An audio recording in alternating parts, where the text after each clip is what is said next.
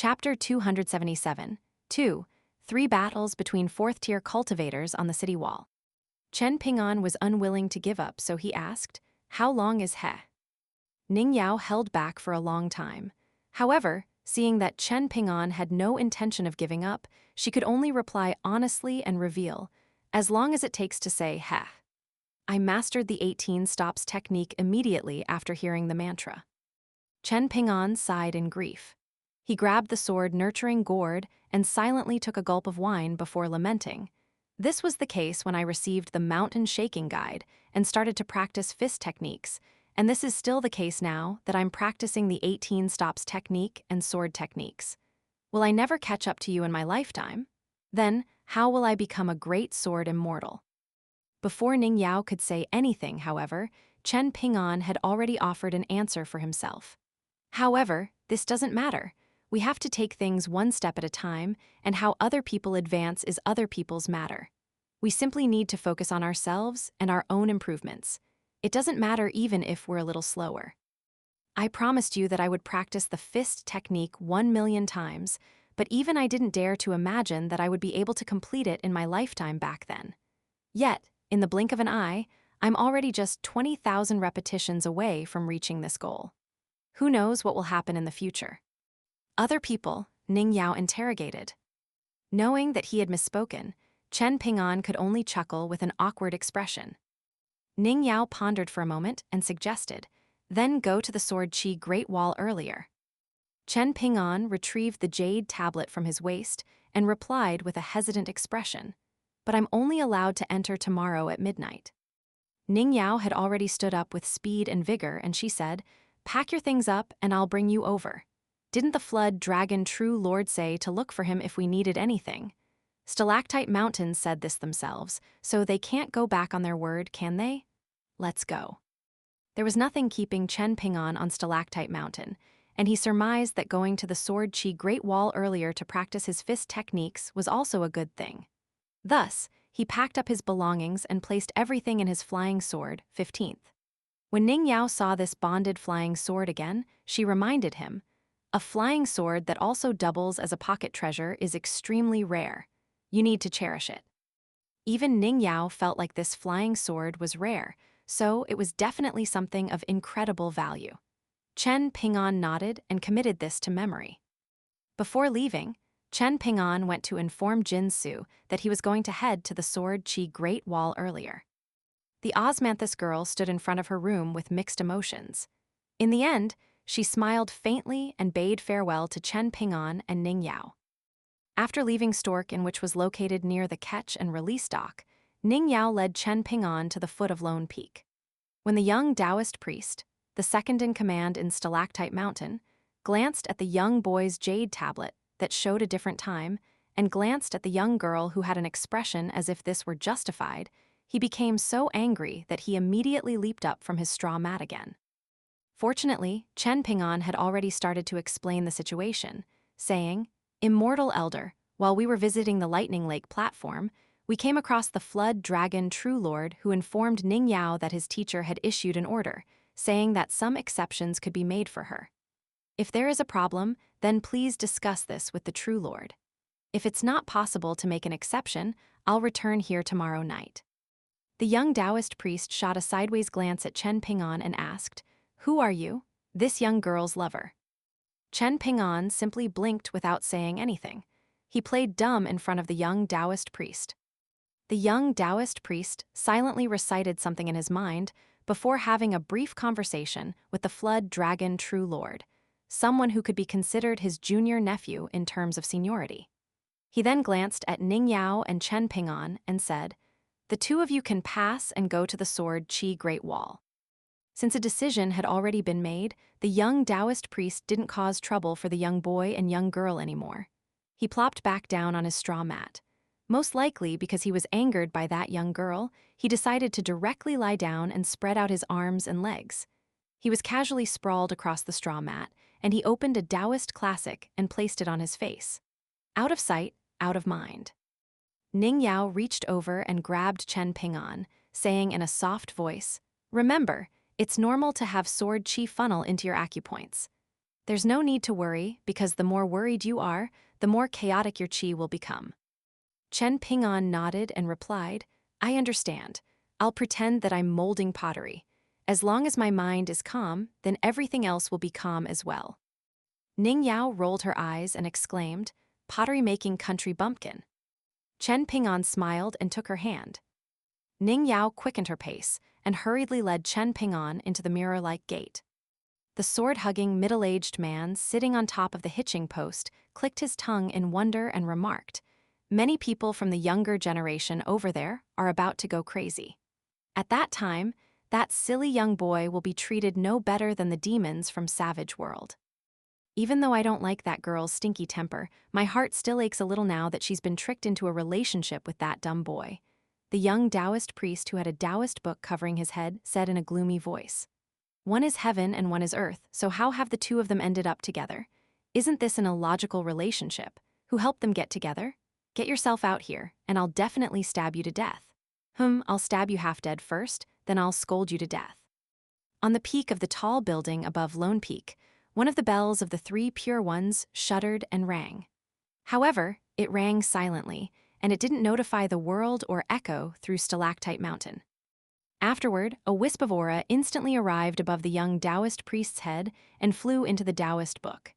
As if possessed, the book closed with a snap, then flew up and starting to slap the young Taoist priest left and right. There were crisp cracks as the book made contact with his cheeks. The young Taoist priest had no time to hide or run away in front of this divine punishment. He immediately came to a realization, and he wrapped his hands around his head and begged, Uncle Master, I was wrong, I've seen the errors of my ways. Ning Yao's heart jolted when she strode into the Sword Qi Great Wall. However, she quickly came to an understanding and felt a sense of relief. As it turned out, the two of them hadn't arrived on the other side of the gate, where old Nalan and the Taoist saber nun were standing guard. Instead, stepping through the mirror-like gate had directly led them above the city wall of the Sword Qi Great Wall. This saved them the effort of walking through the city and climbing up the city wall, two time-consuming tasks. However, this also meant that Chen Ping'an would have to suffer a bit more. Sure enough, Chen Ping'an's face flushed beet red when he suddenly arrived on top of the city wall. His complexion then turned dark, and his entire body started to tremble. However, Chen Ping'an's eyes remained limpid and calm. He had been completely caught off guard last time, while he was already mentally prepared this time. Thus, he remained calm even though they had directly arrived on top of the city wall where the sword qi was the most concentrated and powerful. After all, Chen Ping'an was far too familiar with enduring hardship.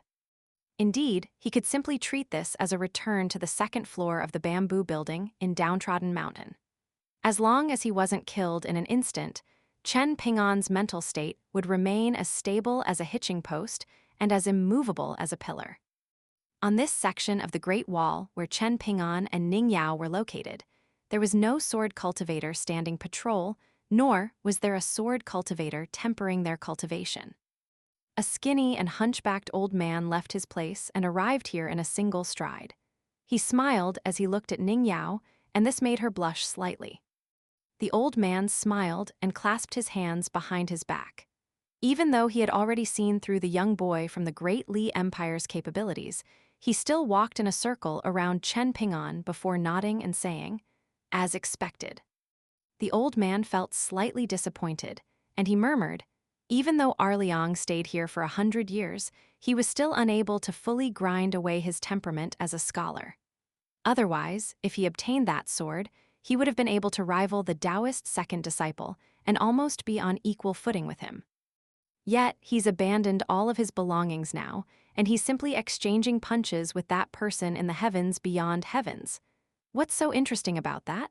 A sword cultivator without a sword, and a Taoist priest treating himself as a pure martial artist. How unseemly. In any case, her temper meant that she wouldn't necessarily have wanted to follow Arliang anyway. However, choosing to follow a rustic young boy instead, this doesn't make sense either. Perhaps this is her final struggle? Perhaps she's unwilling to vanish from heaven and earth just like that. No, with her personality, this definitely can't be the case. She's far too proud, just like No, it won't be right to say this. I should say that she's extremely similar to her. Who in the world convinced her? Qi Jingchun from the scholarly sage's lineage? As a scholar, Qi Jingchun's knowledge was indeed very profound. However, his path was completely different from her path. Logically speaking, he shouldn't have been able to convince her. How very strange. Even though the old man with the surname Chen was standing right next to Ning Yao and speaking aloud instead of speaking in his mind, Ning Yao was still unable to catch a single word of his long rambling. The old sword immortal couldn't make heads or tails of the situation, so he decided not to think about it anymore. There were far too many matters in the world, so those that didn't affect him naturally wouldn't be viewed as important matters. Moreover, there was more than just a single bloody world. The old sword immortal felt like it was necessary to think about something cheerful. Thus, he smiled and looked toward the young girl, Ning Yao. How wonderful. Prodigies were appearing one after another in this generation of young sword cultivators in the Sword Qi Great Wall. This was an impressive phenomenon that hadn't been seen for 3 millennia. She was showing subtle signs of outshining everyone else already. Even the old great sword immortal, who had carved more than one character on the wall, was very eager to see her bonded flying sword making its debut in this world. During a long journey to the outside world before, there was one time when Ning Yao had almost unleashed her not-yet-mature bonded flying sword without caring about anything else. Because of some secret technique in the Sword Qi Great Wall, he and a few other elders had all detected the phenomenon of heaven and earth, even though they had been one small world and 2 proper worlds away from the young girl. The worst-tempered one among them had almost broken the rules and charged into Majestic World. Thankfully, the young girl had stopped herself before it was too late. Otherwise, she would have damaged the foundation of her great Tao. "Grandpa Chen, will he be all right?" Ning Yao asked in a quiet voice. The oft-unsmiling old sword immortal looked at Ning Yao, a young girl whom he would never hide his smile from. He smiled faintly and replied, "If something happens to him, then something will presumably happen to Grandpa Chen as well, right?" Ning Yao shot a glare at the old man. "Oh, you're finally acting a bit like a young girl now. By the looks of it, this young boy from the outside has made huge contributions," the old man teased. His expression became serious, and he continued, "This young boy's martial arts foundation is extremely strong, and his mind is also very stable. Very good, he can definitely withstand this. There's no need to worry. You can let him endure this atmosphere on the city wall for the next while. Back then, my young neighbor Cao Ci also had to endure this and go through the same process. Make sure not to bring him to the city in the north. That place is full of filth and pollution, and any talent will be ruined no matter how impressive they are." After saying this, the old man turned around and slowly walked away. He didn't use his mystical powers this time, and he didn't shrink this section of the Sword Qi Great Wall to a single inch. The old man silently guarded the Great Wall just like that. Millennium after millennium, it was unknown how many thousands of years had already passed. Afterward, it took Chen Ping'an 10 hours to finally find his footing. Even so, he could only walk slowly along the city wall. After another 10 or 12 hours, the young boy finally attempted to practice the 6-step walking meditation. His movements were rusty, as if he were a little child practicing fist techniques for the first time. Ning Yao would come to the top of the city wall several times a day. She wouldn't speak much, and she would return to her clan in the northern city after visiting. Chen Ping'an gradually started to become more adept at performing the 6-step walking meditation here. He continued to walk forward and throw punches, advancing at a slow but steady pace. Whenever he reached the verge of exhaustion, he would immediately swap to standing meditation and freeze on the spot. During this time, Chen Ping'an didn't dare to approach the parapet of the Great Wall. He only dared to walk along the wide carriageway. It was said that Savage World lay to the south of the Great Wall. Moreover, 3 bright moons would hang in the sky when night fell in this world. Chen Ping'an felt like throwing 100 punches in the Sword Qi Great Wall was more tiring than throwing thousands of punches in Majestic World. He continued to advance and stop, and on the 3rd day, Chen Ping'an could vaguely make out the outlines of the big and small thatched cottages. He also saw Cao Ci standing on top of the wall 500 meters away and practicing fist stances, with his footwork nimble and his punches powerful. Even if Chen Ping'an wasn't a fourth-tier martial artist, and instead only a novice with mediocre judgment, he would have still sighed with emotion and praised Cao Ci's fist stances as absolutely flawless. Chen Ping'an was advancing from right to left along the Great Wall, while Cao Ci was advancing from left to right from his small thatched cottage. The two of them exchanged a glance, and neither of them showed any signs of stopping. They continued to practice their fist techniques and walk forward, and they eventually brushed past each other from a distance. Right now, Chen Ping'an's fist intent was extremely subtle, with most of it suppressed by the sword qi permeating across the Great Wall. Meanwhile, Cao Ci's ferocious fist aura surged outward in a vigorous manner. It was visible to the naked eye, and it was seemingly suppressing the surrounding sword qi on the Great Wall instead. Chen Ping'an slowly advanced while doing his walking meditation, and he eventually arrived near the thatched cottage of the old sword immortal. At this moment, Cao Ci had already finished a return trip and caught up to Chen Ping'an from behind. Chen Ping'an then saw Ning Yao standing beside the old sword immortal. At the same time, Cao Ci saw his master standing beside the old man. She was the martial goddess Pei Bei, the imperial preceptor of the Great Duan Empire. After Ning Yao confirmed Chen Ping'an's progress with his fist technique, she finally felt at ease and led him toward the northern side of the wall near the thatched cottage. After leaping onto the parapet of the wall together, they gazed at the city that lay to the north of the Great Wall. Ning Yao told him where she lived, and she also pointed out where each of her friends lived. Not far behind them, Cao Ci was practicing a new fist technique. The female martial goddess was standing nearby with a faint smile, and she would occasionally point out flaws or imperfections in his fist stances. That night, the female martial goddess closed her eyes and rested her mind as she stood on the city wall. Cao Ci practiced fist techniques for the entire night. Chen Ping'an also practiced walking meditation until late into the night. Afterward, he sat cross-legged on the northern parapet and maintained the stance of standing meditation as he slowly fell asleep. The next morning, the old sword immortal arrived near the two of them and suddenly suggested that they spar with each other. Cao Ci didn't mind. Chen Ping'an also didn't mind. Thus, the old man used his fingers like a sword and created a temporary small world around them. The small world only measured 30 meters in radius. A female martial goddess spectated the sparring session, and she surprisingly found the battles quite interesting. On this day, with no restrictions suppressing them, the two young boys fought as if this were an ordinary battle in Majestic World. They could use flying swords, immortal treasures, fist techniques, and anything they wanted. Before beginning their sparring session, the old sword immortal told the two young martial artists at the fourth tier that they should forget the fact that they wouldn't die on the Great Wall. Instead, they should treat this as a genuine life-and-death battle. Chen Ping'an unleashed his full strength, yet he still lost all 3 battles. It was unknown how much Cao Ci held back.